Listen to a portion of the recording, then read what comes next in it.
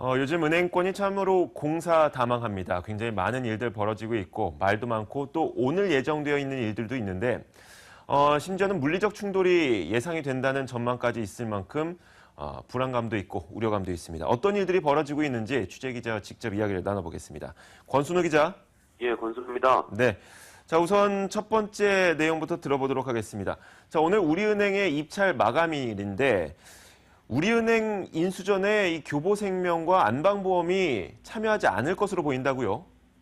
예, 우리금융영화의 마지막 단계인 우리은행 매각을 위한 입찰이 오늘 마감됩니다.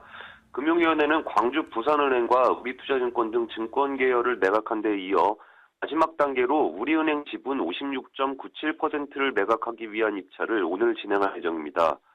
우리은행 매각은 경영권을 행사할 수 있는 지분 30%와 희망수량 경쟁 입찰 방식으로 소수 지분 26.97%를 나눠서 매각하는 투트랙 방식으로 진행이 됩니다. 소수 지분 매각은 나중에 주가가 오르더라도 입찰가에 주식을 살 수 있는 콜옵션이 부여된다는 장점이 있어 기관 투자자들의 참여 가능성이 높은 것으로 보입니다. 그런데 경영권 지분 매각은 매우 불투명한 상황입니다.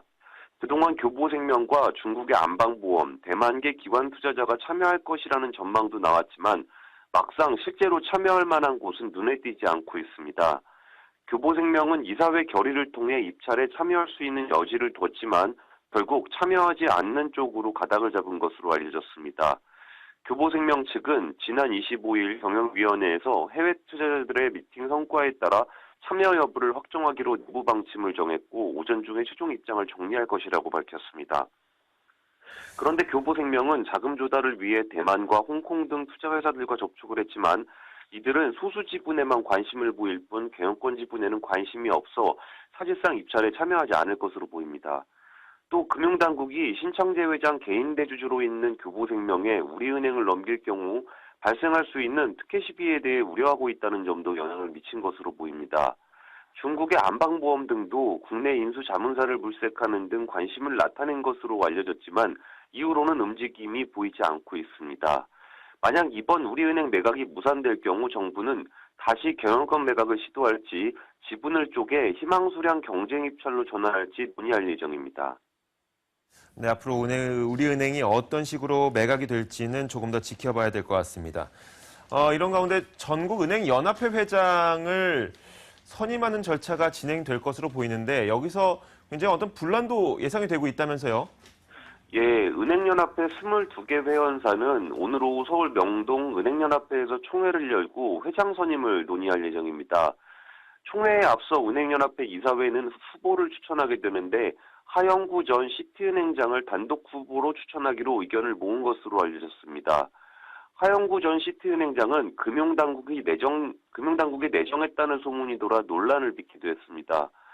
은행연합회는 은행들의 의견을 대변하는 단체로 회장은 은행장들이 모여 결정을 합니다. 그런데 선거를 하는 은행장들이 모이기도 전에 금융위원회 쪽에서 하영구 전 행장이 내정하겠다는 의사를 흘려 관치 논란이 일었습니다. 선거도 하기 전에 후보도 안 뽑았는데 당선자부터 나온 격입니다. 관치 논란에 불구하고 은행연합회가 정부와의 교감 능력이 중요하고 공공성이 있다는 측면이 있어 그동안 관행적으로 관료들이 관료들이 낙점한 인물이 회장이 됐었습니다.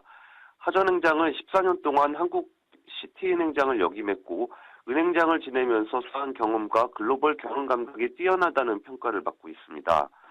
금융노조는 하 전 행장의 선임을 강력하게 반대하고 있습니다.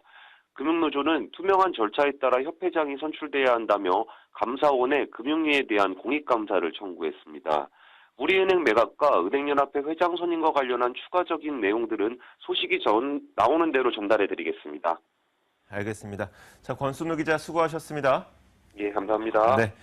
자, 지금까지 이슈엔이었습니다. 여러분들 요즘에 굉장히 뉴스를 보면서 궁금하신 점들이 있을 겁니다. 저희가 잠시 후에 현장 플러스에서 풀어드리겠습니다.